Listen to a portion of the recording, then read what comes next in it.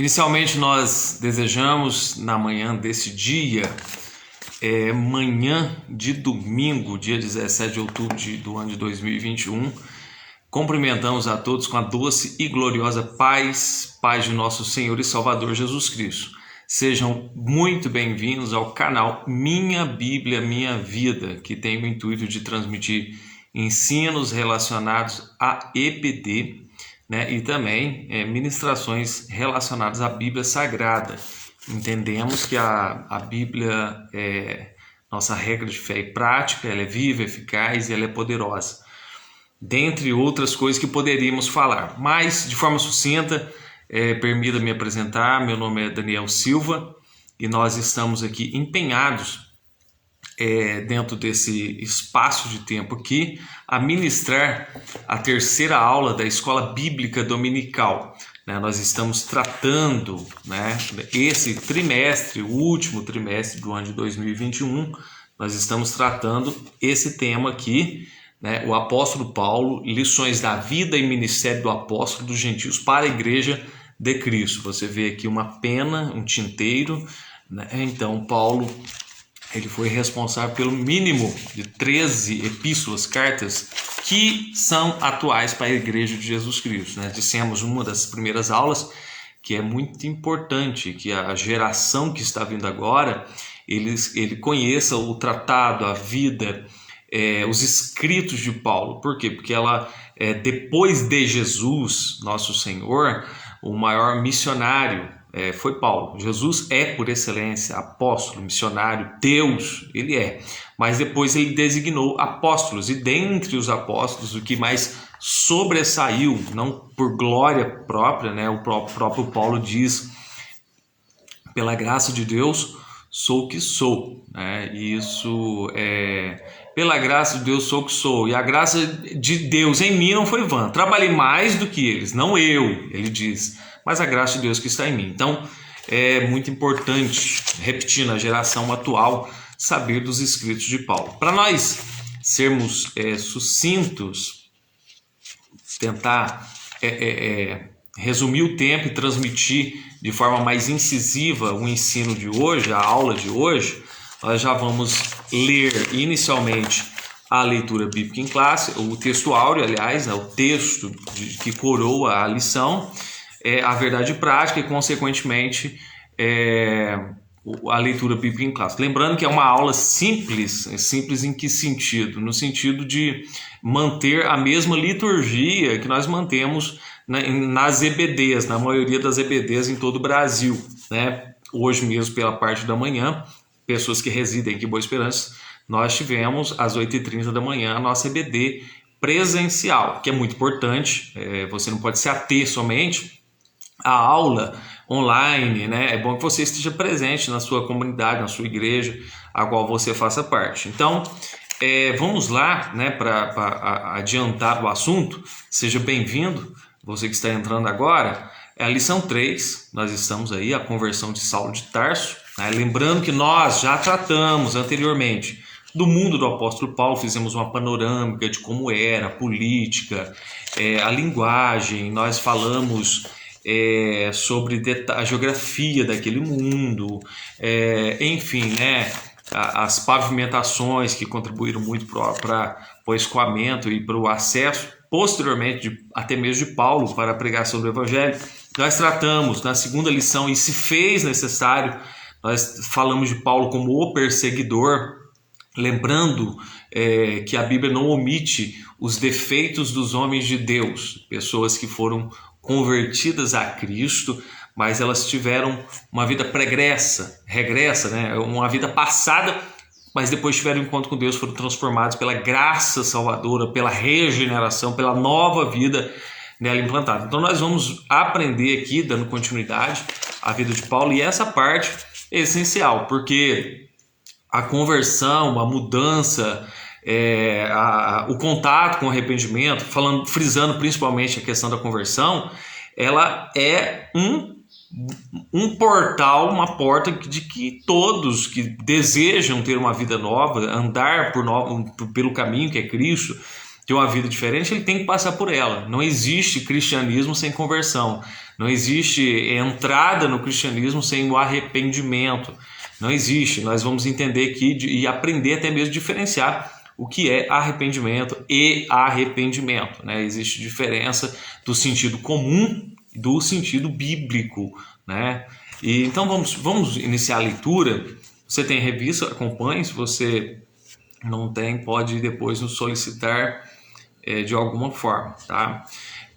Textual vai dizer assim: e indo no caminho, aconteceu que, chegando perto de Damasco, subitamente o cercou um resplendor de luz do céu, e caindo em terra, ouviu uma voz que lhe dizia: Saulo, Saulo, por que me persegues? Essa referência está no livro de Atos, capítulo 9, versos 3 e verso 4. A verdade prática vai dizer assim: a verdadeira conversão a Cristo leva em conta o arrependimento, a fé em Jesus e uma completa transformação no pensamento, vontade e ação do homem. Repetindo, no pensamento, vontade e ação do homem. Tendo lido agora a verdade prática, eu convido você que pode ler em Atos 9, do verso 1 ao verso 9. Eu já vou estar fazendo a leitura. Diz assim a palavra de Deus: Saulo, respirando ainda ameaças e mortes contra os discípulos do Senhor, dirigiu-se ao sumo sacerdote e pediu-lhe cartas para Damasco, para as sinagogas, a fim de que, se encontrasse alguns daquela seita, quer homens, quer mulheres, os conduzissem presos a Jerusalém. E indo no caminho, aconteceu que, chegando perto de Damasco, subitamente o cercou um resplendor de luz do céu. E caindo em terra, ouviu uma voz que lhe dizia: Saulo, Saulo, por que me persegues? E ele disse: Quem és, Senhor? E disse o Senhor: Eu sou Jesus, a quem tu persegues. Duro é para ti recalcitrar contra os aguilhões. E ele, tremendo e atônito, disse: Senhor, que queres que faça? E disse-lhe o Senhor: Levanta-te e entra na cidade, e lá te será dito o que te convém fazer. E os varões, ou seja, os homens que iam com ele, pararam espantados e ouvindo a voz, mas não vendo ninguém. E Saulo levantou-se da terra e, abrindo os olhos, não via ninguém. E, guiando-o pela mão, o conduziram a Damasco. E esteve 3 dias sem ver, e não comeu e nem bebeu. Então de todos os relatos da conversão de Paulo, essa referência de Atos 9, ela se torna muito importante, porque ela faz um abreviado. Nós vamos ver Paulo testemunhando sobre esse acontecimento em outras passagens. Aos judeus, né, a própria nação, que queria saber por que ele mudou, por que ele converteu, e posteriormente diante dos gentios também. Tá? Introdução. A introdução vai ser breve, porque tudo que vai ser falado na introdução, posteriormente nós vamos pormenorizar, falar de forma mais detalhada para um bom entendimento. A introdução diz assim: a conversão de Saulo de Tarso indiscutivelmente foi um dos mais importantes acontecimentos da história do cristianismo. Saulo tornou-se um dos mais célebres defensores da doutrina de Cristo. Nessa lição veremos como ele passou por uma mudança radical na forma de pensar acerca do nosso Senhor.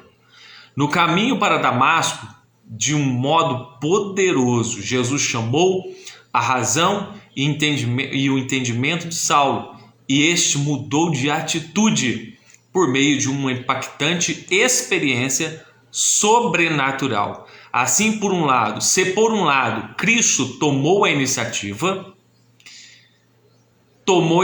por outro, Saulo respondeu com arrependimento e fé. Como eu disse, a pequena introdução, já vou para o tópico 1. O tópico 1 vai dizer assim: a conversão de Saulo, um ato da graça de Deus.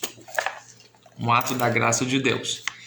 A conversão de Saulo e sua experiência sobrenatural. Em Atos 9:3, Lucas narra a impactante experiência sobrenatural de Saulo no caminho para Damasco. Surpreendido pelo resplendor do céu, mais forte do que a luz do sol no meio-dia, o perseguidor da igreja caiu por terra e ficou cego. Se pelos argumentos racionais Saulo não ouvia sobre Jesus, o crucificado, a luz que ofuscou seus olhos trouxe a voz do próprio Senhor, que o confrontou de forma impactante. Saulo, Saulo, por que me persegues? Atos 9, verso 4.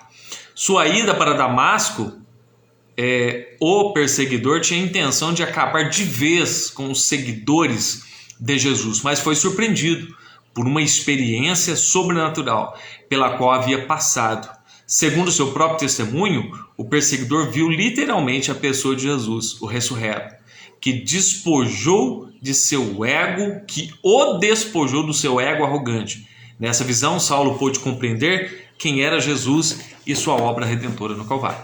Então, o número 1 do tópico 1, ele fala da conversão de Paulo, mas frisa bem a questão da experiência. Primeiro, vamos recapitular um pedacinho aqui. Saulo, inicialmente fariseu, criado aos pés de Gamaliel, uma das grandes referências rabínicas, um grande rabino daquela época. Paulo, ele era um homem versado, poliglota, um homem de um grande entendimento cultural, literário, dentre outras coisas. Então ele tinha uma formação excelente, né? Ele residia em Cilícia, na Cilícia, em especial na cidade de Tarso, que era uma grande referência. Então ele, quando surgiu a pregação do cristianismo pós a morte e ressurreição de Cristo, os discípulos começaram a pregar o evangelho de Jesus, falar sobre salvação, sobre Jesus como Deus, como Senhor, como Salvador. Então isso inflamou a Saulo. Por quê? Porque ele era um defensor exímio, uma pessoa que cegamente defendia a sua religião e pensava estar fazendo o serviço a Deus. Então nisso ele começou uma perseguição. E essa perseguição envolvia tortura, matança e tantas outras coisas. Uma das maiores experiências para culminar, que contribuiu para a conversão de Saulo, foi quando ele precisou ouvir o discurso de um homem chamado Estevão. Estevão era um excelente dominador das histórias do seu povo, do povo judeu, e além disso era um perito expositor do Antigo Testamento, com a finalidade de provar que Jesus era Deus e era o Salvador, porque isso era uma notícia nova para muitos. Eles não sabiam que Jesus, eles não compreendiam que as Escrituras estavam se cumprindo justamente para chegar à pessoa de Jesus. Então Saulo, como eu disse, ele tinha um perfil e um domínio sobre a Torá, sobre a interpretação, sobre os comentários dos rabinos. Ele tinha isso e tinha um zelo ardente, né? Cego e ardente pela sua religião. Então o que ocorreu? Quando Estevão, ele discursa, ele faz um discurso pegando lá em Adão e Abraão, e ele pormenoriza provando que Jesus era Deus, Jesus era o Salvador. Então Paulo, diante daquele discurso, ele não tinha argumentos lógicos para rebater o argumento de Estevão. Por quê? Porque além de Estevão ter argumentos teológicos, bíblicos do Antigo Testamento, ele estava cheio da presença do Espírito Santo, a qual faz toda a diferença em uma ministração. E a ministração de Estevão era diferente por isso, porque além dele ter o domínio do conhecimento, ele era cheio do Espírito de Deus.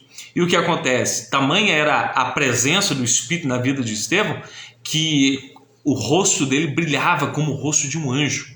Para ter uma ideia, enquanto os acusadores dele levaram ele para julgamento, ele ministrava, pregava e dizia que Jesus era o Senhor, que Jesus era o Salvador, e confrontava aqueles homens. Isso confrontava Paulo.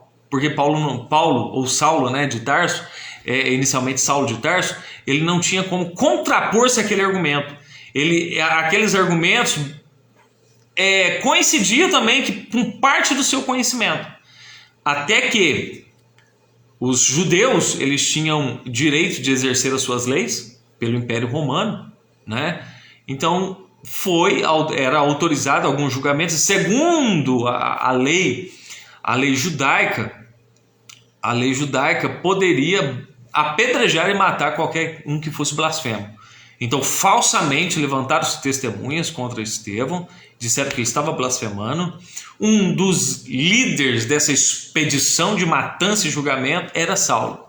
E Saulo, segundo a lógica do que aconteceu, ele foi a primeira pessoa a pegar pedras e jogar em Estevão.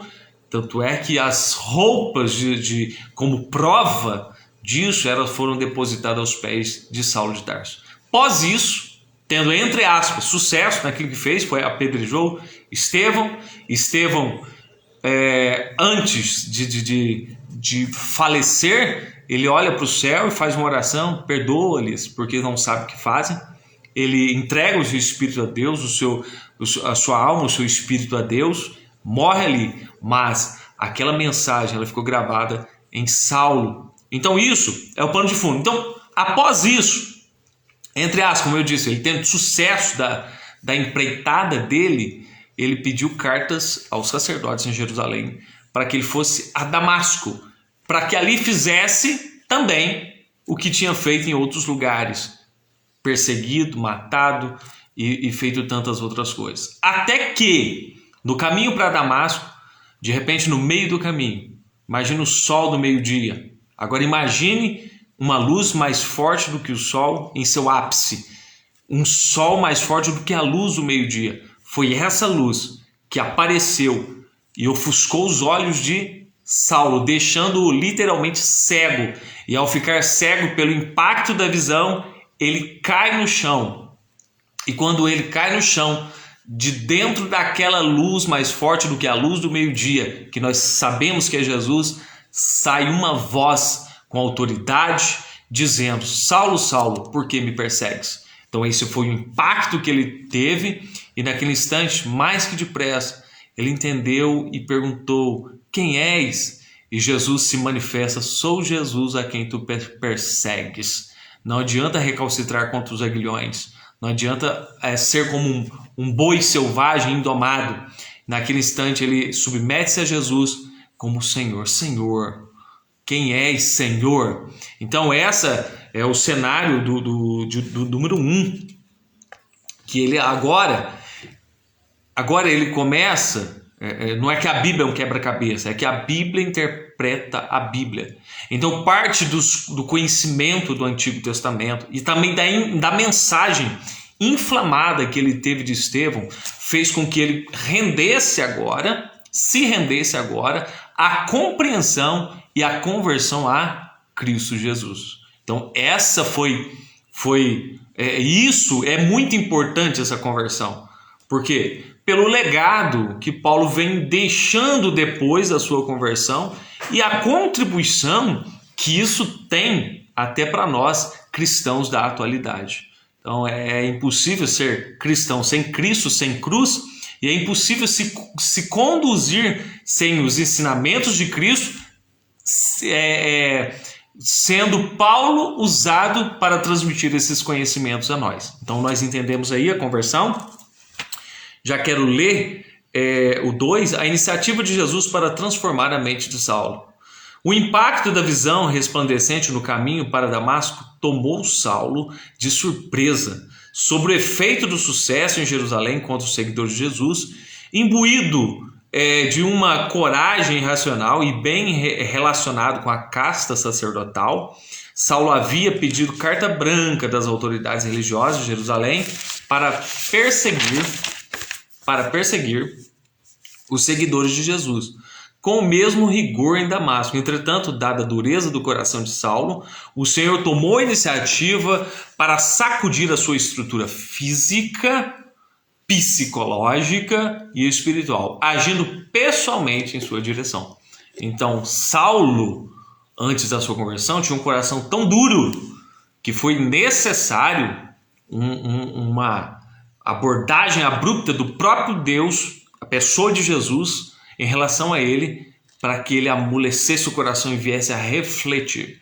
E esse impacto, essa visão, mexeu em todas as esferas, mexeu em todas as esferas dele, na esfera física, na esfera psicológica e na esfera espiritual. Assim, hoje nós temos a pregação do Evangelho e o convite a aceitar Jesus, a se converter, né? Então, eu já até fiz menção dessa informação em algum momento, exemplo, no Oriente Médio, principalmente onde há a pregação muçulmana e a imposição da religião pela espada, mas mesmo assim há muitas pessoas se convertendo, umas pela pregação do Evangelho e outras pela visitação de Deus em sonhos e visões. Então Deus quer levar o homem à palavra, ao caminho, à palavra através de Jesus, mas muitas vezes ele usa meios e situações para converter o homem. Nós precisamos estar atento a isso, né? De repente estou falando até com pessoas que tiveram uma experiência sobrenatural, diferente, sabe que se não fosse Deus, ele teria morrido, se não fosse Deus, ele não estaria aqui, e ele tem que entender, e do meio da situação, ouvir a voz de Deus o chamando para se converter, para dar meia volta, sair do seu pecado, parar de errar o alvo e ser feliz com Jesus e ser um servo de Jesus. Agora, eu já tendo lido o número 2, vou 3. Esse 3 é muito importante, eu quero pegar as referências e provar biblicamente para nós aqui, que estamos diante dessa aula. A graça salvadora se manifestou a Saulo. Na carta aos Efésios, capítulo 2, verso 8, ele diz: pela graça sois salvos, por meio da fé. Isso não vem de vós, é dom de Deus, e não vem das obras, para que ninguém se glorie. Essa referência, quem escreveu posteriormente foi o próprio Paulo. Agora é Paulo, né? Ele usava os dois nomes. Então, a graça é o quê? Resumindo, graça é o favor imerecido. Não merecíamos, mas ele nos amou e se entregou por nós. Então, pela graça somos salvos. Não existe outro meio, intercessor ou mecanismo para que o homem ele tenha convicção de que seu nome está escrito no livro da Bíblia. Não existe outro meio a não ser, primeiramente, pela graça, pelo favor imerecido e pela aceitação ao nome de Jesus. Ainda outras referências corroborando o sentido de graça, confirmando o sentido de graça, diz assim, na epístola a Tito, se diz também, porque a graça de Deus se há manifestado a todos os homens, trazendo salvação a todos os homens. A graça de Deus se há manifestado, trazendo salvação a todos os homens. Mais uma vez, em uma outra carta, uma carta pastoral sendo escrita a Tito, é enfatizado que pela graça, novamente, deixa eu ler aqui, porque a graça de Deus se é manifestada através de quem? Da pessoa de Jesus, trazendo salvação a todos os homens. Quando eu pego a palavra todos os homens, significa que ela é abrangente e significa também a necessidade de todos os homens, todas as pessoas se submeterem à conversão e para a salvação em Cristo Jesus. Confirmando ainda essa ideia, essa doutrina da questão salvadora, da graça, pontilhando, eu vou ler ainda. Logo, o ponto de partida da experiência de salvação com todos os homens é a graça de Deus. Essa graça é o favor imerecido de Deus, em que a sua justiça é satisfeita na morte expiatória de Jesus, e aqui o mérito é de Cristo. Então, não pense o homem que se ele tem algum benefício da parte de Deus é porque ele é merecedor. Nós não somos merecedores, principalmente no quesito de salvação. Foi Deus que tomou a iniciativa através de Jesus Cristo de manifestar a graça, ou seja, o favor que eu não merecia. Porque a Bíblia fala, o que a Bíblia diz? O salário do pecado é a morte. Então, como pecadores, nós merecemos a morte. Mas a graça, ela intervém ela é ofertada a todas as pessoas para que as pessoas voltem-se para Deus, aceitem esse favor de Deus, esse dom, esse presente de Deus e se convertam. Aqui, aos Romanos, ele escreve, porque todos pecaram, sem exceção, todos pecaram e destituídos estão da glória de Deus, sendo justificados gratuitamente, mais uma vez, pela sua graça, gratuitamente pela graça, pela redenção que há em Cristo Jesus. E o que implica isso? Redenção pelo resgate que Cristo fez quando ele, lá na cruz do Calvário, ele pagou a Deus uma dívida que eu não poderia pagar. Então, por isso que ele é a causa da nossa salvação. Por isso que Jesus é o centro da nossa salvação. Ele é o único meio e ele manifestou essa graça salvadora para nós. Dando ênfase no que eu já falei, todos pecaram, destituídos estão da glória de Deus. Todos pecaram, sem exceção. Entendeu? Então é isso, não tem homem que se salve pela sua força, não há homem que não peque, diz o escritor, sendo Salomão escrevendo, não há homem que não peque, mas em Jesus Cristo nós temos o quê? Um advogado. A ilustração que eu faço aqui de forma rápida é de uma pessoa que está diante de um tribunal, prestes a ser condenado, o juiz vai bater o martelo, o juiz é Deus, o acusador e os seus pecados o acusam e pesam contra ele. Realmente, ele não merece. Mas de repente, nesse cenário jurídico que eu estou desenhando aqui para nós, surge uma pessoa, e essa pessoa é Jesus. Ele surge como advogado, como intercessor, como mediador. Sendo ele o mediador entre Deus e os homens, ele advoga, ele pega o homem que não merece, perdoa ele, justifica ele, inocenta ele. E isso não implica que, humanamente falando, o homem que peca, que erra, que faz qualquer coisa, ele tem que pagar por aquilo que ele faz. Mas no sentido espiritual, Deus o perdoa, justifica, inocenta ele, por isso que é a graça, por isso que é algo que eu não merecia. E o traz à sua presença. Desse cenário jurídico que eu desenhei, aí, só para a gente fazer uma ilustração, então Jesus se manifesta e fala assim, não, dá uma nova oportunidade para ele, eu morri por ele, eu vou perdoar os pecados dele, desde que ele queira. Então o ser humano vem até Jesus, pede perdão pelos seus pecados, e ao pedir perdão pelos seus pecados, ele é inocentado. E isso é tão sobrenatural que você pode fazer uma experiência com Deus. Você pode pedir perdão a Deus pelos seus pecados e você vai ver que você vai ter um alívio emocional, psicológico e espiritual. Mas quando você faz isso de todo o coração, Deus, me perdoa, eu errei. E você entra através de Jesus, me perdoa. E Ele é capaz e poderoso e suficiente para te perdoar. Tá? Vamos prosseguir, porque é uma aula, deixa eu explicar aqui para os irmãos que estão aí, é uma aula teológica e evangelística, tá? Então nós vamos aproveitar aqui para evidenciar o amor de Deus estendido por nós na pessoa bendita de Jesus Cristo, amém? Continuando, ou seja, a graça é o favor outorgado por Deus aos pecadores que estão debaixo da sua ira. Evidentemente, a conversão de Saulo foi mais do que um convencimento intelectual sobre Jesus. Ela foi fruto da obra regeneradora do Espírito Santo em sua vida, levando-o a confessar que Jesus era o Senhor e Salvador da sua vida. Agora, olha que interessante, nós vamos depois reforçar isso. A parte do homem é procurar crer. O Espírito de Deus, nenhum homem é capaz de convencer outro apenas pelo argumento comum. Você precisa mudar de vida, não é. Mas existe uma pessoa que é a terceira pessoa da Trindade, que é o Espírito de Deus.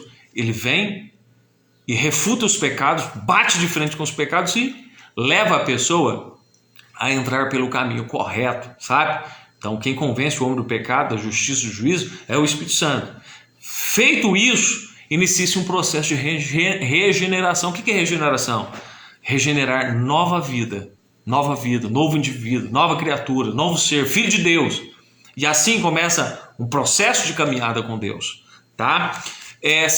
Síntese do tópico 1 vai me dizer o seguinte: Jesus teve a iniciativa de transformar Saulo. Essa conversão se deu pelo impacto de uma experiência sobrenatural. Então foi algo sobrenatural. E outra, a conversão, ela é sobrenatural. Ninguém muda sozinho. Ninguém tem força para mudar sozinho. O indivíduo não muda, a não ser pelo poder dinâmico de transformação da Bíblia através do Evangelho de Jesus Cristo. Só assim para o ser humano mudar. Ele não muda, eu vou mudar. Não muda. Ele pode até fazer um empenho em mudar e conseguir algum resultado, mas o resultado efetivo de uma mudança estabelecida somente através do Espírito Santo, somente através de uma conversão, somente através de Jesus Cristo de Nazaré. Somente Ele pode fazer isso na vida do ser humano. Sendo assim, vamos partir agora para o tópico de número 2, Saulo e a doutrina bíblica da conversão. A conversão começa no arrependimento. Primeiro, o que é conversão? Meia volta. Se eu fosse você, dar uma meia volta, né? Em relação a uma ideia, um pecado, um mal. Meia volta. Ir num caminho e falar, não, preciso dar meia volta, preciso voltar. Mas aí, quando começa essa meia volta? Começa com arrependimento. Arrepender-se no grego bíblico é metanoel, que significa pensar de maneira diferente, sentir remorso. Além de remorso, entenda bem, porque o remorso é às vezes uma pessoa que chora por um minuto por alguma coisa, mas no outro dia está cometendo atos iguais, erros iguais. Chora, se lamuria e naquele momento apenas emoção. O arrependimento vai além. O arrependimento proposto na Bíblia é diferente do arrependimento proposto nos dicionários. Eu não me arrependo do que eu fiz, né? O arrependimento bíblico é pregado por João Batista, por Jesus, por Paulo, pelos profetas, é justamente uma mudança de mente, mudança de caráter, uma transformação de vida. Então isso é muito importante saber. Agora, pensar diferente, sentir remorso, uma disposição interior para mudar. No Novo Testamento, arrepender-se traz a ideia de tristeza pelos próprios pecados, acompanhado de um desejo de corrigir o rumo. Olha que interessante, que explicação pequena, mas muito inteligente. O arrependimento, o que ele causa? Tristeza. Que tipo de tristeza? Tristeza pelo contato com o pecado. Então, a partir do momento que a pessoa entendeu que está no caminho errado, que ela está longe de Deus, mas de repente ela tem um contato com o pecado gera uma tristeza, um desconforto tão grande. Por quê? Porque agora o Espírito Santo está mostrando para essa pessoa que ela tem que mudar. Então o arrependimento, ele tem tristeza. Não é que Deus quer matar o homem de tristeza. O mundo é que mata o homem de tristeza. Porque tem pessoas que entram por um caminho que se torna um ciclo vicioso, entra no ciclo de depressão, entra numa tristeza tão profunda porque está longe de Deus e não deu meia volta e não se arrependeu daquilo que estava fazendo de errado. Então essa breve explicação aqui, acompanhada de um desejo de corrigir o rumo. Você tem que mudar o rumo, né?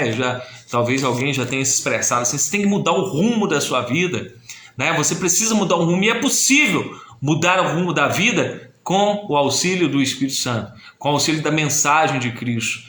Ainda há tempo de mudança. Por quê?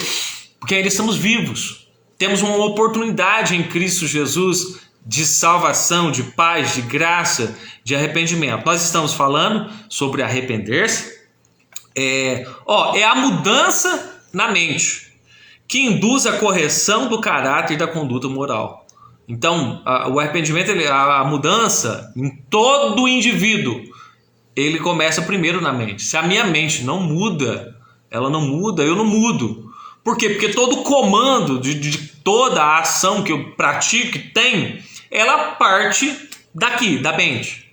Mas aí, quando nós deixamos nos arrependemos, mudamos de mente, o que acontece?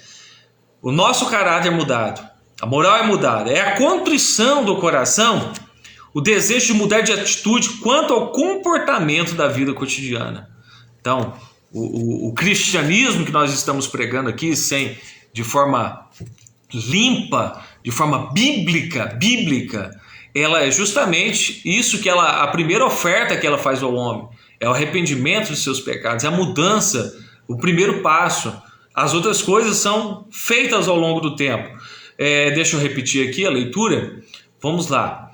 É o desejo de mudar de atitude quanto ao comportamento. Isto é obra do Espírito Santo. Como eu disse, eu faço questão de ler essa leitura. Está lá no livro de João, deixa eu localizar aqui. João 16, versos 7 e 8.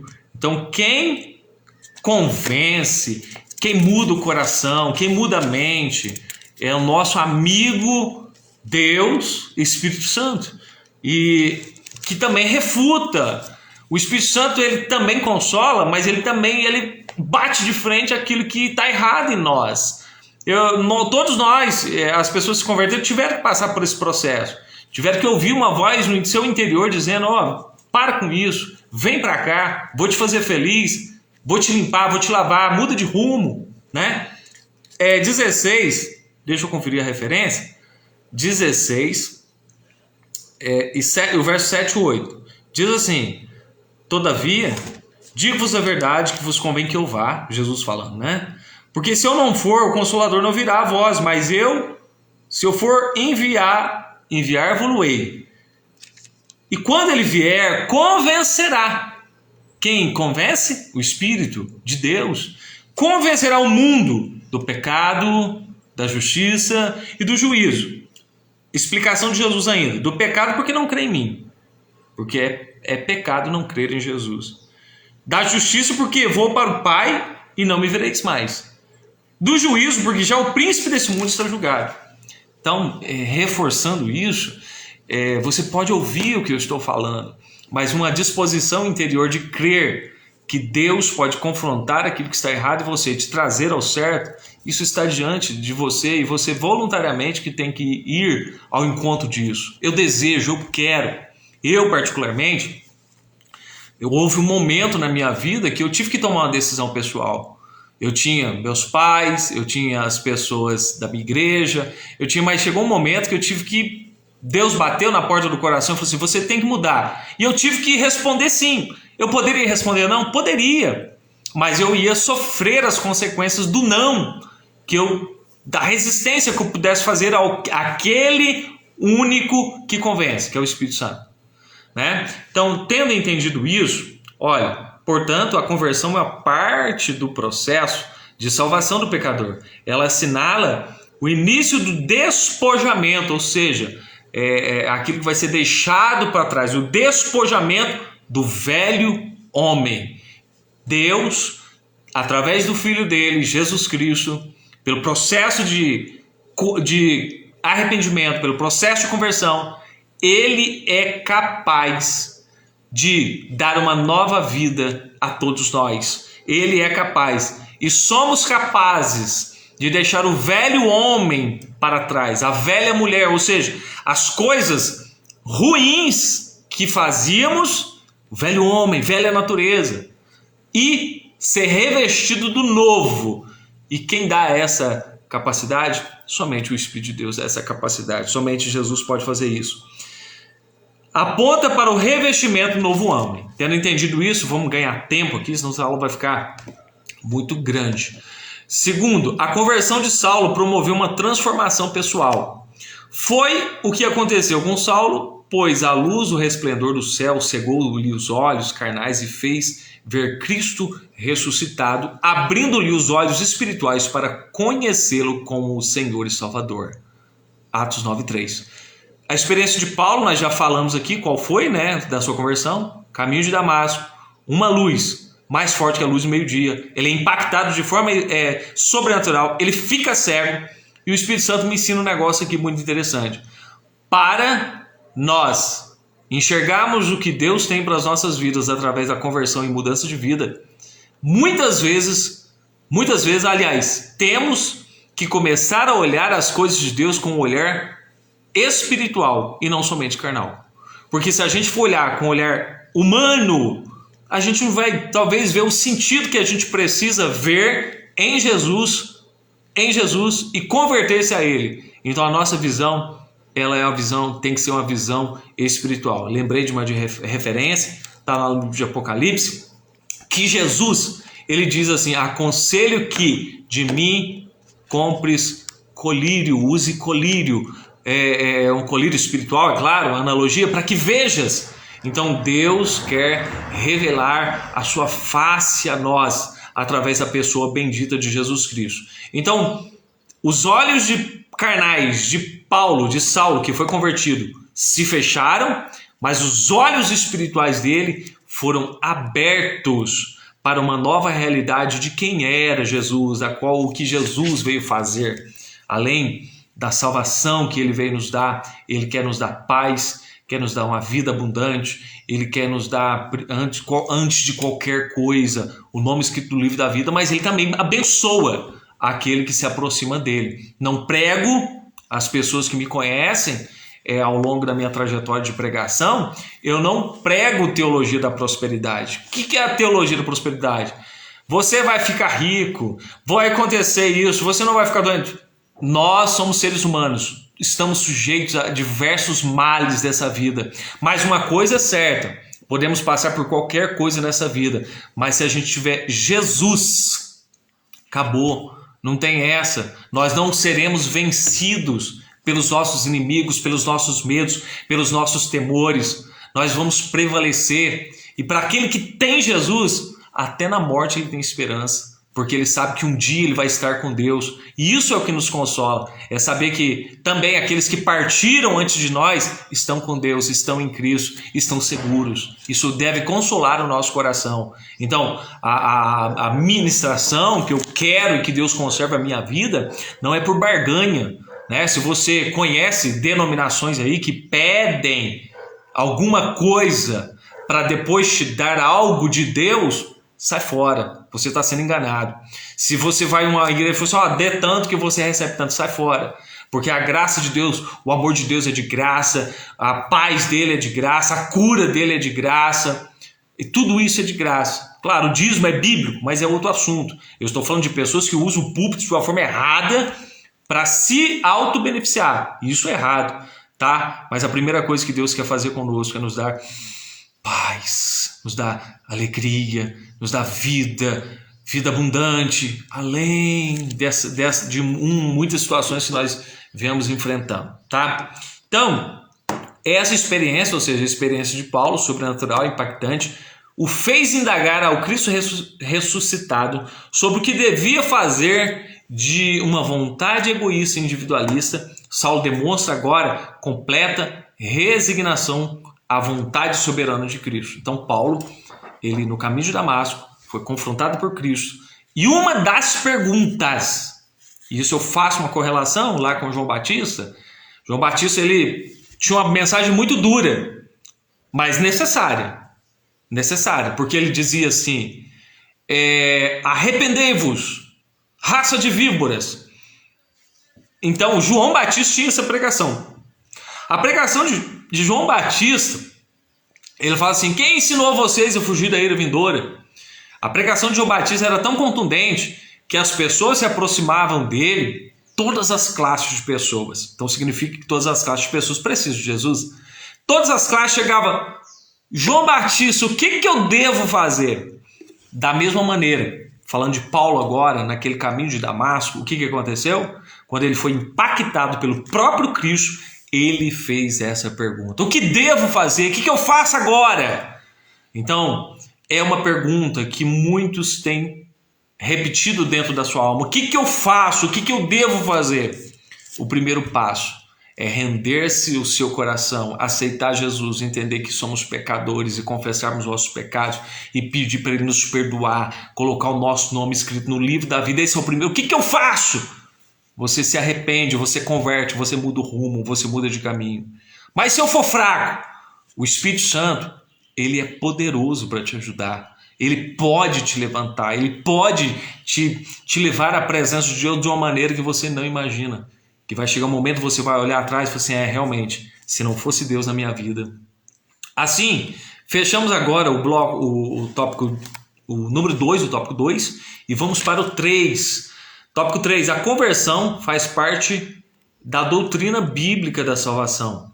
O choque da experiência sobrenatural do resplendor de luz sobre os seus olhos transformou a mente de Saulo, levando-o a reconhecer o Cristo que outrora tanto rejeitava, e agora o fazia apóstolo.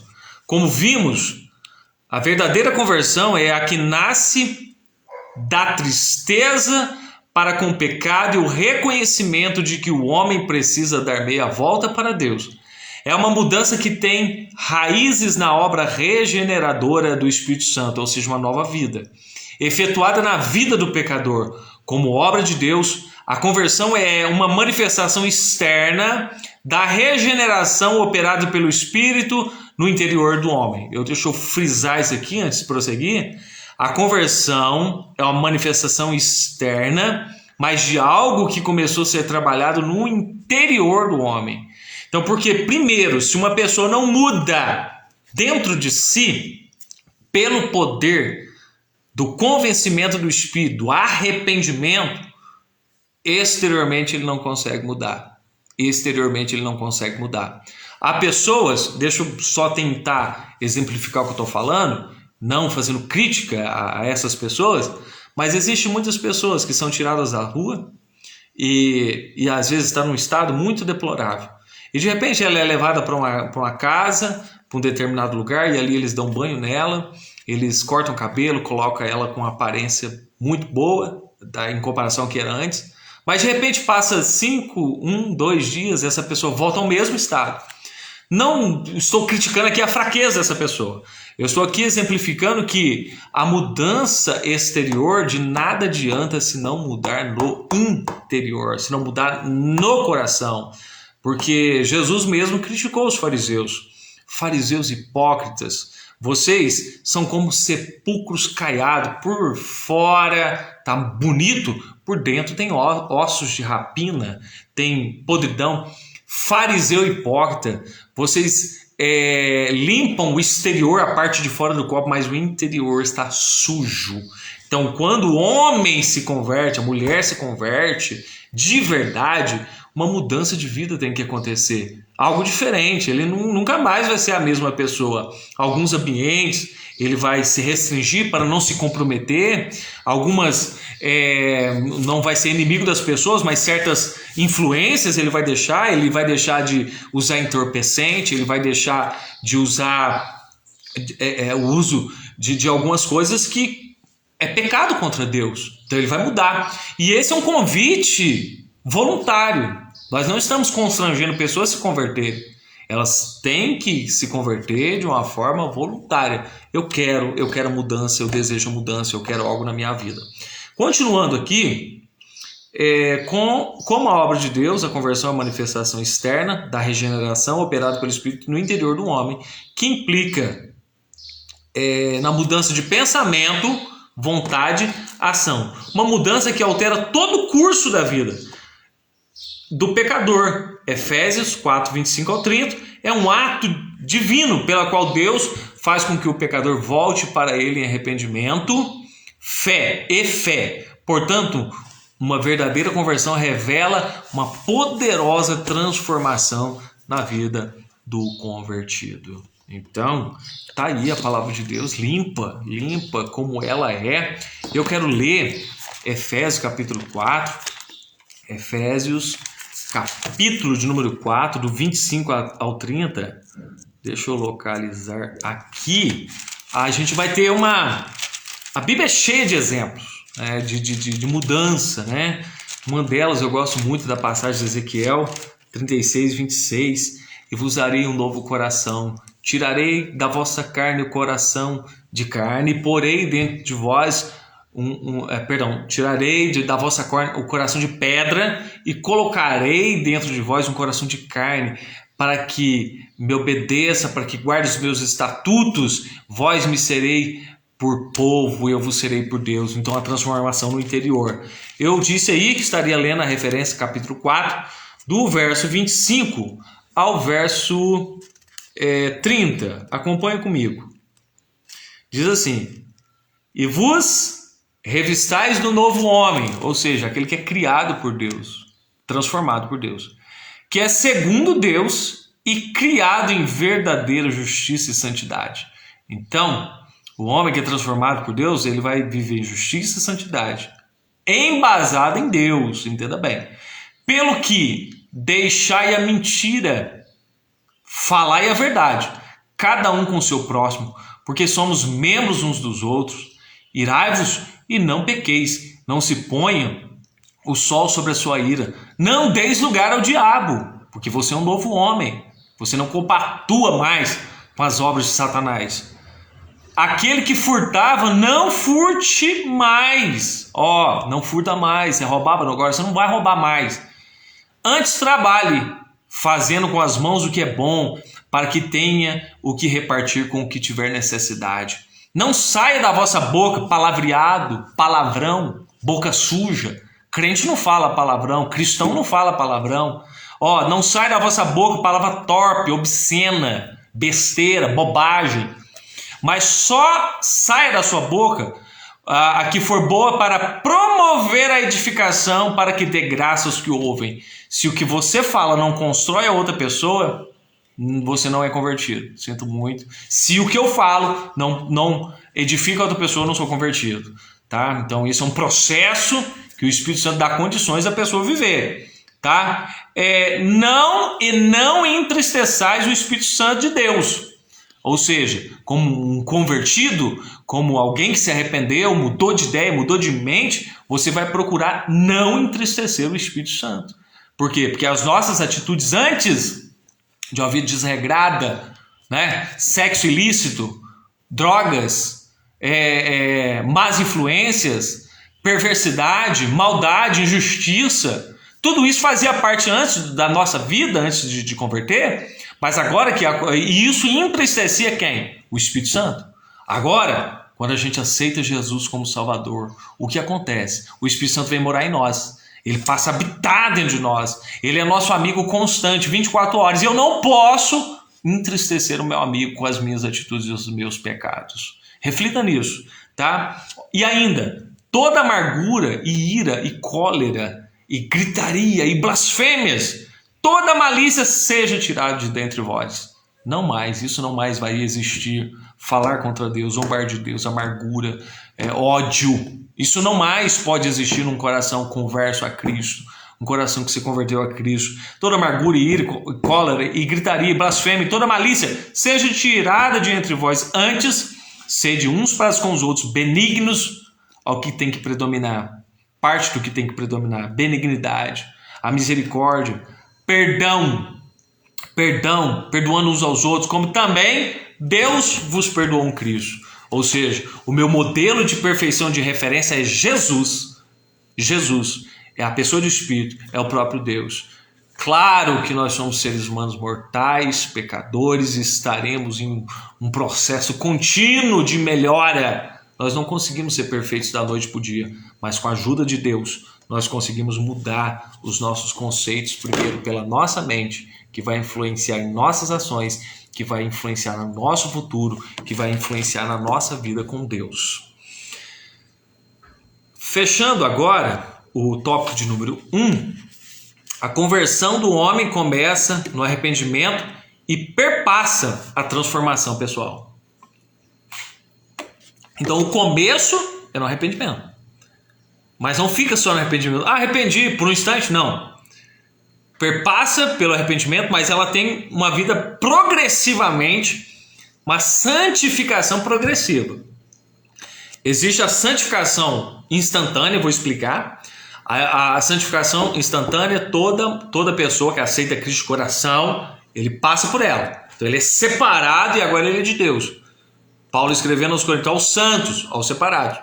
Agora, a santificação progressiva é um processo que vai acontecendo todos os dias na nossa vida. Então, eu estimulo você a se encorajar a crer em Jesus Cristo, a entregar a sua vida a Ele, a aceitar Ele como Salvador, a ter Ele como o dono, não só Salvador, mas Senhor da sua vida, e viver uma vida progressivamente ao encontro de Deus todos os dias. Síntese do tópico 1. A conversão do homem começa no arrependimento e perpassa a transformação pessoal, certo? Vamos adiantar aqui o tópico 3, porque depois eu tenho um exemplo bíblico para nós estarmos daqui a pouco fechando essa aula, tá bom? Tópico de número 3. As 3 faculdades interiores transformadas na conversão. A faculdade intelectual. Nesse campo da alma, o homem muda seu modo de pensar, reconhece sua condição de pecador. A Bíblia chama isso de conhecimento do pecado, conforme Romanos 3,20. Por isso, nenhuma carne será justificada diante dele, diante de Deus, pelas obras da lei, porque pela lei vem o conhecimento do pecado. Então, o intelecto do ser humano, o pensamento dele, ele vai pensar assim: não tem como conciliar Deus com o pecado. Não tem como. Deus não habita no mesmo espaço, no mesmo ambiente, não compactua com isso. Mas ele demonstra a salvação. Ele mostra a solução para o ser humano.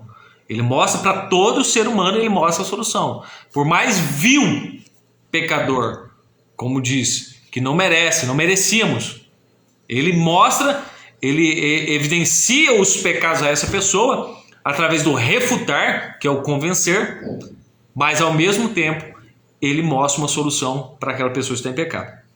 Então, na faculdade intelectual, muda. Faculdade das emoções. Nesse campo da alma, o pecador experimenta uma mudança de sentimento na vida interior, onde se manifesta a tristeza pelo pecado contra o Deus santo e justo. Muito importante essa referência que eu vou te dar agora, porque a tristeza, segundo Deus, opera arrependimento para a salvação. Então, quando o homem peca e sente tristeza pelo pecado cometido por causa de Deus, isso é bom, é positivo. Essa tristeza não é algo que vai destruir a vida dessa pessoa. Ao contrário, se ele fica triste por causa do pecado, mas ele reflete, muda de entendimento em relação àquilo, ele vai ser salvo. Ele vai ser salvo. Então, me veio à memória, Lamentações: não entristece de bom grado os filhos dos homens. Então tá lá, não é a alegria de Deus, não é deixar ninguém triste, mas quando aquilo que cometemos ofende Deus, cospe na cara de Cristo, crucifica novamente Jesus, desvalorizando o que ele fez, isso causa tristeza em Deus e, consequentemente, causa tristeza no meu interior. Se eu sou inteligente, eu vou procurar mudar, pedir perdão e voltar a Cristo. Agora, a parte B do verso vai dizer: da qual ninguém se arrepende. Então, a tristeza, porque a tristeza, segundo Deus, opera arrependimento para a salvação, da qual ninguém se arrepende. Mas a tristeza do mundo opera morte. Então isso é grave. Por quê? Porque existe um tipo de tristeza que é causado no homem porque ele ofendeu a Deus, mas ele precisa se voltar a Deus. Ele volta e depois gradativamente a alegria vem voltando ao seu coração, porque ele voltou ao contato com Deus. Isso esse exemplo que eu vou pegar aqui, ele é exemplificado no Salmo de número 51. O Salmo de número 51, depois que Davi caiu a ficha que ele tinha pecado contra Deus e foi pedir perdão, uma parte do Salmo 51 ele fala assim: torna a dar-me a alegria da tua salvação. Então, ele, por um instante, ele perdeu a alegria. Por um momento que ele quis ocultar o pecado, quis esconder a sua condição de vida errada que ele estava vivendo naquele momento, ele ficou triste, amargurado, decaído, depressivo, com o espírito quebrado, com o espírito longe de Deus. Mas a partir do momento que ele se converteu, arrependeu, mudou de vida, ele faz essa oração: torna a dar-me a alegria da tua salvação. E eu creio que Deus pode te dar essa alegria. E não estamos falando de fruto de algo instantâneo, alegrias pré-fabricadas, uma euforia aqui, outra euforia. Não, estou falando da alegria do Espírito, produzida pelo Espírito. Gálatas 5:22. Mas o fruto do Espírito é caridade, gozo é alegria de Deus, paz e assim por diante. Entendendo isso, agora a tristeza segundo o mundo gera morte. Então a tristeza, segundo o cosmos, o mundo, o arregimento de Satanás, ele gera morte nas pessoas. Então eu convido você a ver qual é o mecanismo real de se aproximar de Deus e se arrepender dos seus pecados. Continuo aqui no Antigo Testamento. Eu citei até aqui o salmista Davi, né? Demonstra tristeza pelo seu pecado e roga por misericórdia. Olha como Davi chegou diante de Deus. Tem misericórdia de mim, ó Deus, segundo a tua benignidade, o teu bem. Apaga as minhas transgressões, segundo a multidão das tuas misericórdias. Quem sabe não é essa oração que eu e você precisa fazer na manhã desse dia, porque aqui é amanhã, que é a oração da pessoa contrita, que realmente deseja se aproximar mais de Deus. Talvez tenham inúmeras pessoas que são frequentadores de igreja, mas isso significa nada. Que uma massa de gente, frequentadores, pregadores, cantores, uma massa de gente se diz evangélico, mas não é convertida à pessoa de Jesus. Hoje não se ofende mais pelos pecados que cometem. Se tornou inerte. Paulo usou uma palavra posteriormente em uma das suas epístolas sobre o cautério, mente cauterizada. E o que é uma mente cauterizada? As pessoas da zona rural, e vai me confirmar isso, o cautério é aquela marca que primeiro põe no braseiro, depois é aplicado no lombo do animal para marcar o couro, depois que aquilo lá seca, cicatriza, naquela região não sente mais nada, fica cauterizada, não tem sensibilidade. Que Deus, através do seu Espírito, nos convença todo dia dos nossos erros, que a gente não se desaproxime de Jesus nunca, que a gente tenha sensibilidade. Olha, fiz algo errado, deixa eu pedir perdão para Deus, deixa eu pedir perdão para o meu irmão, deixa eu pedir perdão para o meu amigo, eu preciso, isso está doendo em mim, eu não posso viver com isso. E há aqueles também que infelizmente se acostumaram com a condição em que estão, alimentam pecados todos os dias, nos olhos, na mente, no coração, de alguma forma alimenta isso. Mas nós estamos aqui falando da conversão de Paulo na faculdade das emoções. Então a oração de Davi, frisamos. 3, faculdade da vontade. Se o homem está convencido em seu intelecto, em seu sentimento, tristeza pelo pecado, e a respeito do seu pecado, resta-lhe agora exercer a vontade, ou seja, volição, vontade. O pecador agora pode pensar e desejar e fazer o que deve ser feito para a glória de Deus. Uma pessoa convertida, ela vai procurar o quê? Deixa eu ler para você, para nós, aliás, lá em Filipenses, capítulo 4, verso 8 e 9. Filipenses, capítulo 4, verso 8 e 9. Olha aqui, conselho de Paulo, para quem se converteu, para quem é de Jesus. Ele diz assim: quanto ao mais, irmãos, tudo o que é verdadeiro, tudo o que é honesto, tudo o que é justo, tudo o que é puro, tudo o que é amável, tudo o que é de boa fama, se há alguma virtude, se há algum louvor, nisso pensai. Então é isso que tem que ocupar a mente. E o resultado disso, o que também aprendestes e recebestes e ouvistes e viste em mim, isso fazei, e o Deus de paz será convosco. Agora olha que poderosa essa palavra.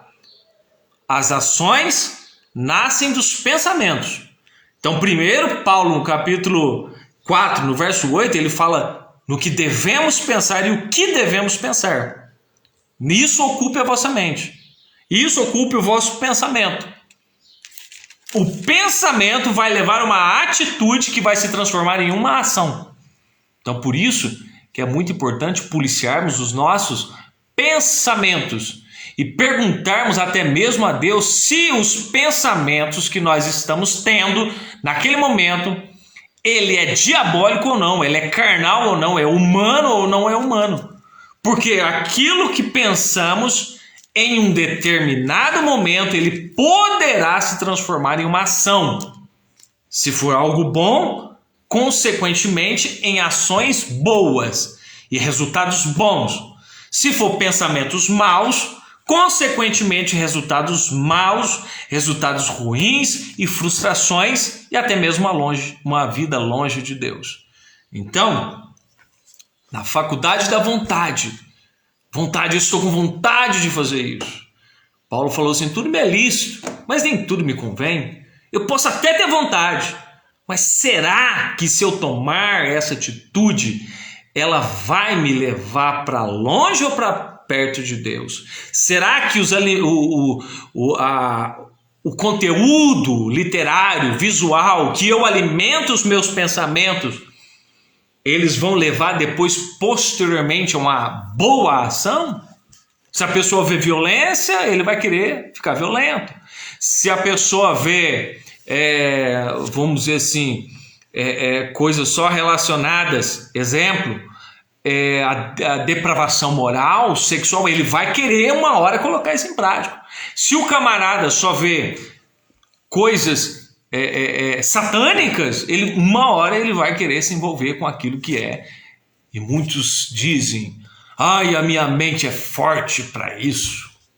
A nossa mente é sensível e deve ser ocupada somente pela palavra de Deus, pelo Espírito de Deus, e isso deve ser, quando o Espírito e a palavra de Deus estão no nosso coração, nós começamos a colocar isso em ação.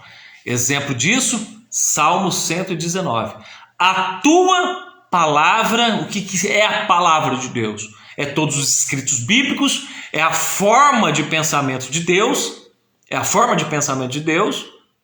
é a maneira que Deus se comunica com o homem.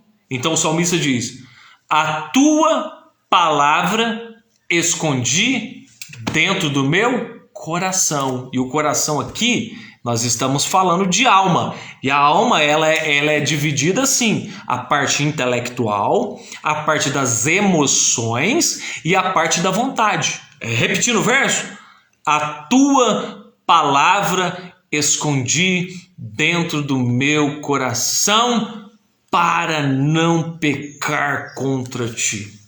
Então, o fato de armazenar, guardar, praticar a palavra de Deus é que vai trazer resultados de ações positivas na minha vida. Lembro-me de uma referência de Tiago, deixa eu ver se eu consigo achar com facilidade aqui, que veio à memória agora, tá? Tiago, capítulo 1, segura aí um pouquinho. Tiago, capítulo 1, olha que interessante, nós estamos falando, para não perder o foco aqui, da vontade. A ação da vontade de onde nasce? Nasce dos pensamentos. Então o que você põe na sua mente é o que você em algum momento corre o risco de colocar em prática.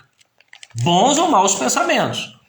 Então agora, vocês me perdoam aqui, eu perdi a referência, localizei novamente, Tiago, capítulo 1, olha que interessante.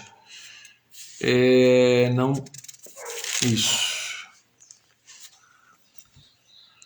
Sabeis isso, meus amados irmãos, mas todo homem seja pronto para ouvir, para analisar, tardio para falar, espera para falar, tardio para se irar. Porque a ira do homem não opera a justiça de Deus. Agora, grava isso. Pelo que rejeitando toda imundícia e acúmulo de malícia, recebei com mansidão a palavra em vós enxertada. É a palavra de Deus, é a Bíblia, os ensinamentos de Cristo, o que o Espírito ensina. Recebei, vou repetir, com mansidão a palavra em vós enxertada, colocada dentro de você. E o resultado disso é poderoso. A qual que é a palavra? A qual pode salvar a vossa alma.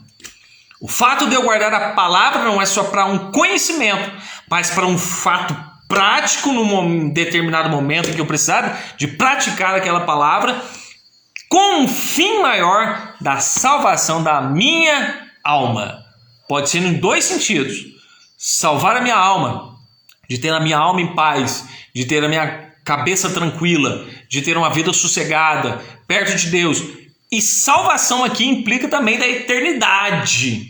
Então, a palavra, ela não a condição de guardar ela no meu intelecto, para que influencie minhas emoções e atinja as minhas ações e as minhas vontades, ela tem um fim e um objetivo de trazer salvação ao homem, livramento da morte, do mal, do pecado e do inferno. E aí, para fechar isso aqui, que a gente já está no final, e sede cumpridores da palavra, não somente ouvintes, enganando-vos com falso discurso. Não adianta só saber onde está, só ler, só mandar. Tem que ler, meditar e pôr em prática. Porque se alguém é ouvinte da palavra e não cumpridor, é semelhante ao varão que contempla ao espelho o seu rosto natural. Então, fechando aí esse bloco, Tiago foi muito sábio em dizer: palavra enxertada em você pode salvar a sua alma. E Jesus também é o Logos. Jesus é a palavra. No princípio era o Logos, no princípio era a palavra. E a palavra era Deus. Ele é Jesus, ele é a própria palavra. Agora, faculdade da vontade. Há uma teoria que afirma que o homem perdeu completamente o livre-arbítrio por ocasião do pecado. Refutamos essa ideia. Com auxílio da graça divina e ajudado pelo Espírito Santo, o homem pode escolher decidir e mudar de vida. O que é o livre-arbítrio? Livre escolha. Você tem poder de decisão e escolha. Deus não criou robôs. Ele não criou robô. Esse cara é minha marionete, faz o que eu quero. A conversão de Paulo foi uma oferta. Paulo, que nós estamos tratando aqui, ou Saulo, ele recebeu a oferta da salvação. E como se nas minhas palavras, naquele momento, da luz impactando e cegando Paulo e a voz falando com ele, ele tinha poder de decisão. Ele falou assim: não, eu quero Jesus ou eu não quero Jesus. E é por isso que isso responde uma pergunta que muitos fazem: mas Deus não sabia de tudo? Então por que ele permitiu a rebelião de Satanás? Porque mesmo os seres angelicais, que são em matéria mais excelentes do que nós, e em poder também, eles não eram robôs, eram seres que podiam decidir por si e decidir a quem servir. Então isso é o livre-arbítrio, liberdade de escolha. Mas pode entender que ao longo da nossa vida, a mensagem do Evangelho, a mensagem simples do Evangelho, que é a salvação, a cura, o arrebatamento da igreja, a vida eterna com Cristo, ela vai chegar ao seu coração. Ela vai chegar e vai confrontar os meus erros, os seus erros. E aí, depois dele confrontar, o Espírito Santo vai bater na porta do meu coração e do seu coração e vai dizer assim: arrepende, muda. Eu quero que você muda. Mas aí, a mudança, o primeiro passo ele deu, ele se apresentou. Eu não merecia, mas ele se apresentou a mim, me amou, falou assim: eu tenho algo bom para você. É como alguém chegar com uma bandeja, com bons alimentos, de chegar e falar assim: você aceita? Você pode ou não aceitar. Isso depende de você. No Antigo Testamento, Deuteronômio, capítulo 30 ou 31, depois eu vou localizar, acho que é o 30, Deus fala assim: eu proponho diante de você vida e bênção, morte e maldição. Vida, bênção, morte e maldição. Escolhe. Você escolhe. E ainda Deus é tão bom, mas tão bom, o amor dele é tão grande que ele fala assim: escolhe a vida para que você viva, você e a sua descendência, você e a sua família. Mas ele não impõe ao ser humano: você tem que me aceitar, você tem que me escolher.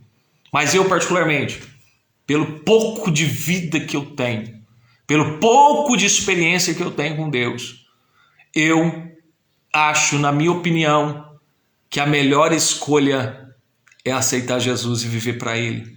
independentemente da opinião do mundo, independente da opinião de qual crítico que for. Você é crente? Sim, eu creio em Jesus.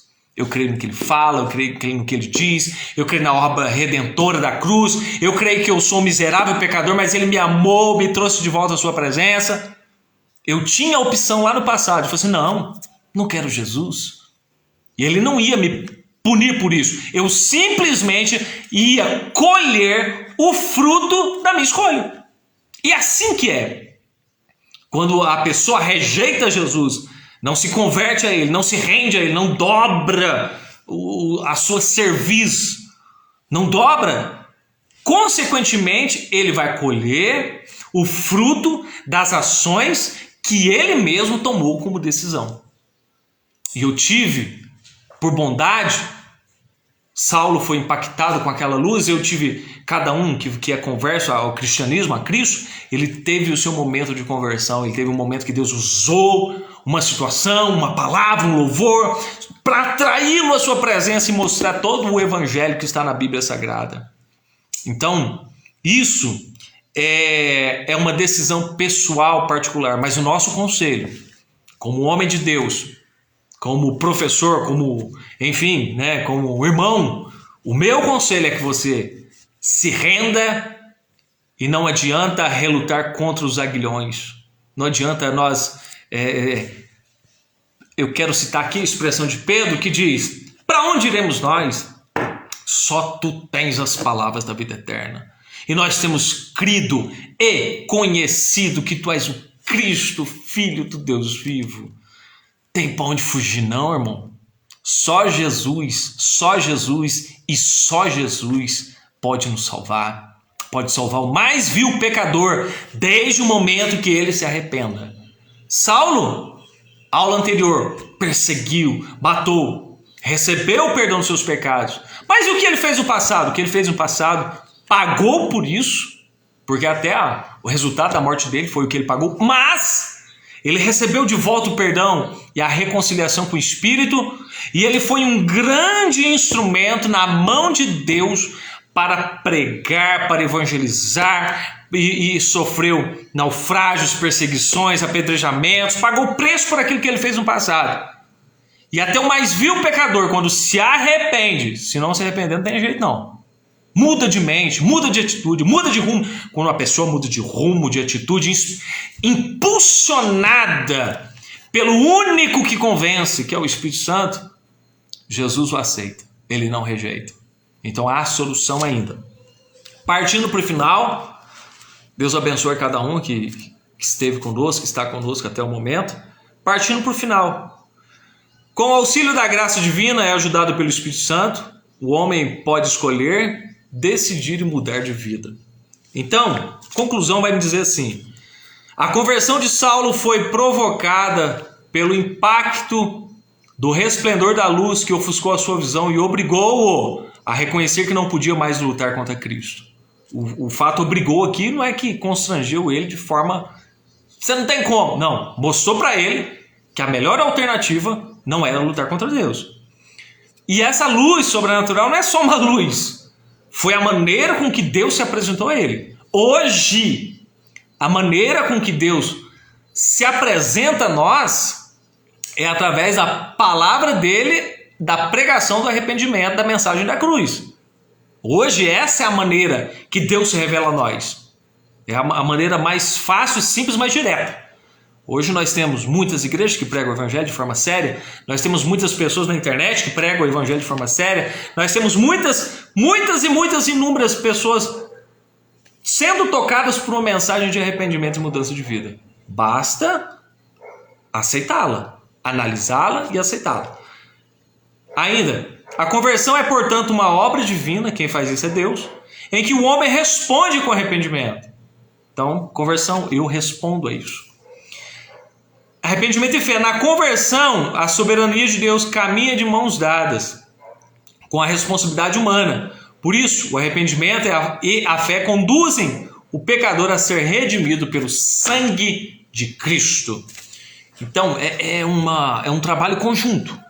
Eu entro com as minhas misérias, com os meus pecados, com aquilo que há de melhor em mim, confrontado por Cristo e pelo Espírito que diz: você é pecador, eu me arrependo e deixo Deus ir trabalhando na minha vida, limpando todo o meu ser de todo o pecado em arrependimento, implantando uma nova vida e, consequentemente, com a nova vida, uma nova conduta, um novo modo de pensar, um novo modo de agir, estando na presença de Deus, crendo na sua palavra, esperando o arrebatamento da igreja. É uma obra conjunta. Mas agora, a oferta é dada a todos. Mas a recusa é feita por muitos também. Infelizmente. Quero fechar aqui, ficou extenso a nossa aula, mas eu escolhi 3 referências. Agora nós vamos para um apelo. Eu quero citar aqui 3 referências.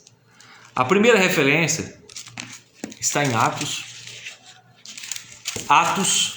capítulo de número 3. O arrependimento, a mudança de vida ainda é uma mensagem atual. Não pregamos aquela mensaginha, vem do jeito que você está e fique do jeito que você quer, venha como está e permaneça do jeito que... Não, venha a Cristo e Cristo transforma a sua vida e você permanece na presença dele. A mensagem atual, certo? Atos 3, do 15 ao 21. Diz assim a palavra de Deus: e matastes o príncipe da vida, ao qual Deus ressuscitou dos mortos, do que nós somos testemunhas. Nós não estaríamos pregando hoje se não crêssemos que Jesus ressuscitou. E pela fé no seu nome, fez o seu nome fortalecer, e este que vedes e conheceis, e a fé que por ele deu a este, na presença de todos, está em perfeita saúde. Um milagre ocorreu aqui.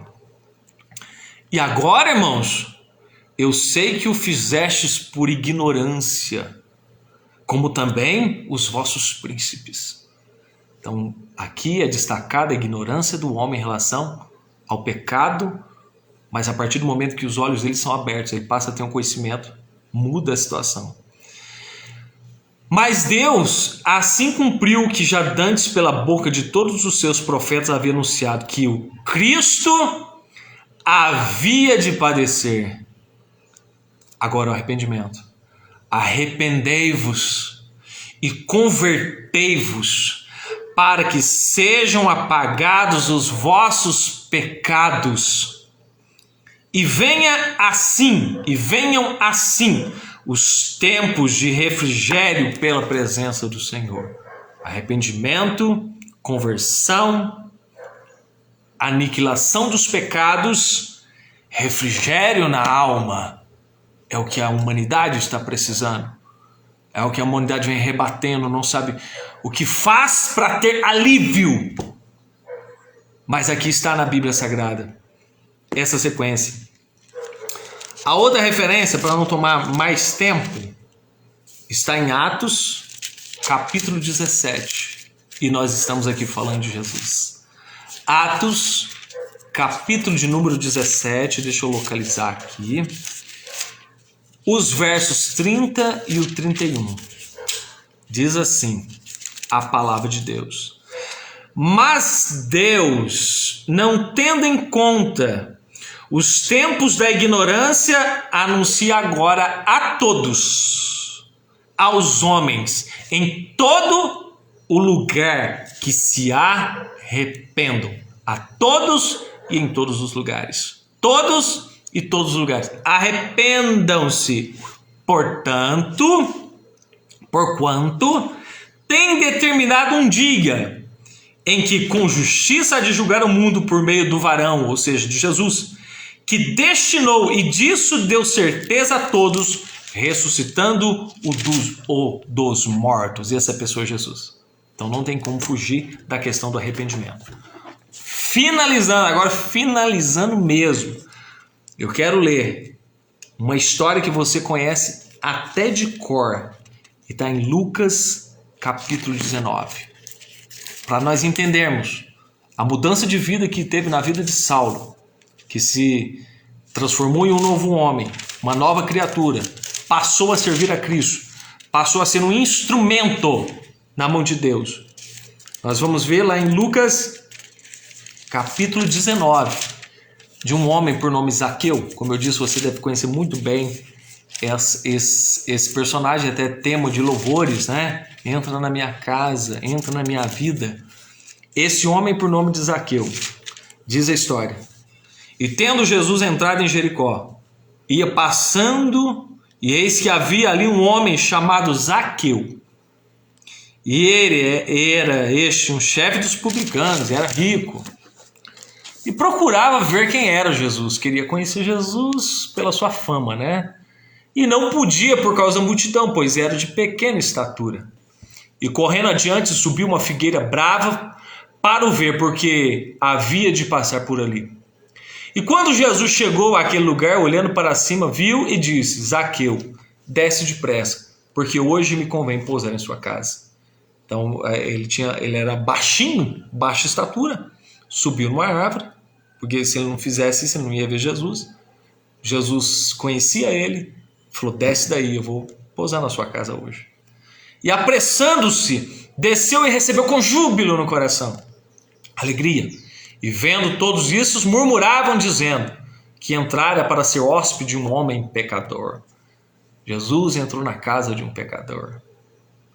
E levantando-se Zaqueu, disse ao Senhor: eis que dou aos pobres metade dos meus bens, e que se alguma coisa tenho defraudado alguém, eu restitui quadruplicado.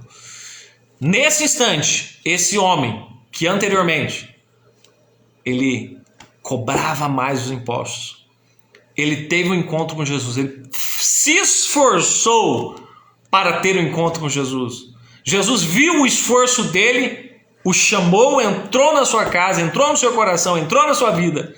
E quando Jesus entrou na vida dele, veio o arrependimento em Zaqueu, e ele com a sua própria boca diz: e levantando-se Zaqueu, disse ao Senhor: Senhor, eis que dou aos pobres metade dos meus bens, e se em alguma coisa tenho defraudado alguém, restituo duplicado. Ou seja, eu quero fazer o contrário do que eu fazia. Eu fazia mal, agora eu quero fazer o bem. Eu roubava, agora eu não roubo mais. Ao contrário, eu trabalho e abençoo as pessoas. Eu fazia isso ou aquilo, agora eu não faço mais, porque eu sou de Jesus. Jesus entrou na minha casa. E Jesus fecha essa mensagem dizendo: e disse-lhe Jesus: hoje veio salvação a esta casa, pois também este é filho de Abraão, porque o Filho do Homem veio buscar e salvar o que se havia perdido. Então, finalizamos aqui a nossa aula. Eu quero agradecer a Deus pela sua vida. Reflita em tudo isso. Se você achar por bem, compartilhe com alguém de forma voluntária, e ajude essa mensagem a chegar a muitos corações, porque eu tenho certeza que o nome de Jesus vai ser glorificado. Deus abençoe a todos e a cada um na manhã desse dia. A paz do Senhor a todos.